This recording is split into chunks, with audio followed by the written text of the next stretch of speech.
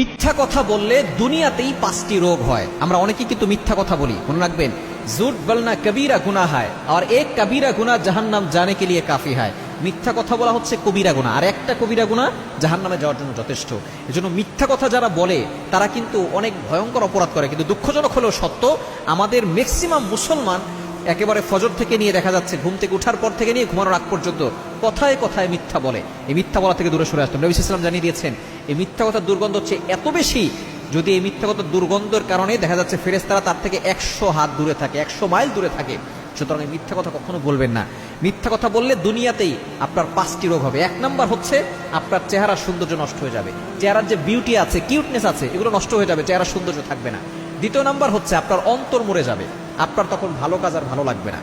আপনার অন্তরে কলবের ভিতরে কালো দাগ পড়ে যাবে, তখন আপনার আজানের শব্দ ভালো লাগবে না, নামাজ পড়তে ভালো লাগবে না, আল্লাহর ইবাদত করতে আপনার কাছে বিরক্তকর মনে হবে, কোরআন তেলাওয়াত আপনার কাছে ভালো লাগবে না, অন্তর আপনার মরে যাবে, কলবটা এটা নষ্ট হয়ে যাবে। এজন্য মিথ্যা কথা বলা যাবে না। 3 নাম্বার, যারা মিথ্যা কথা বলে তাদের দুশ্চিন্তা বৃদ্ধি পায়। দুশ্চিন্তা মনে হচ্ছে তাদের ভিতর থেকে কেমন যেন কখনো যাবেই না, এমন একটা অবস্থা হয়ে যাবে। দুশ্চিন্তা আস্তে আস্তে মানুষকে শেষ করে ফেলে। এই ডিপ্রেশনে যারা থাকে, ফার্স্ট্রেটেড পিপল যারা, তারা কিন্তু আস্তে আস্তে বড় ধরনের সমস্যার ভিতরে পড়ে যায়, স্ট্রোক করে ফেলে, হার্ট অ্যাটাক করে ফেলে। হার্ট অ্যাটাকের ঝুঁকি বাড়ে দুশ্চিন্তার কারণে। এজন্য যখন আপনি মিথ্যা কথা বলবেন, এই দুশ্চিন্তা বেড়ে যাবে। দুশ্চিন্তা বেড়ে গেলে কিন্তু আপনার সমস্যা হয়ে যাবে। এবং 4 নাম্বার হচ্ছে স্মৃতিশক্তি দুর্বল হয়ে যায়, আপনার স্মৃতিশক্তি আস্তে আস্তে দুর্বল হয়ে যাবে।